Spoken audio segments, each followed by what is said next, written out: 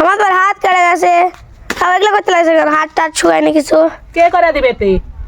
কে করে দিবে? শুয়ে থাকলে আমার ভাত হবে? শুয়ে থাকলে মনে হয় ভাত লিয়ে এসে দিবে নি একবারে। করার মানুষ আছে, মরে গেলেও করার মানুষ নাই গো। শোয়ার ঢালিচ্ছে, হাত খাম হোক না কাটে যাক না জাপত তাই হোক, পুরো দেখার বিষয় নাই। পুরো আরাম করতিস করে গা। আমার অত আরাম করার আল্লাহ কপাল দেয়নি তো যে আরাম করবো।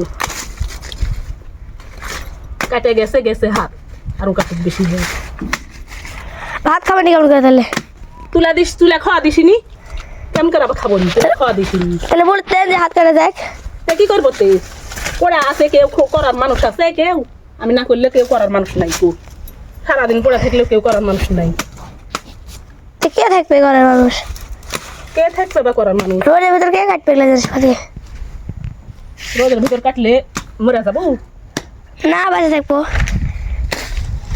পড়ে আছে এতদিন হাত দিছু, আর হাত দেবো কেন? আর হলো করতে লাগিস তারপরে শেষ ওয়ার ঢালি কি শেষে? আমি করবো কেন ওগুলো খাও? কে করবে তুই? কার বাড়ি এগুলা কে করবে? আমরা থাকবো সারা জীবন বাড়িতে, না তুই থাকবো?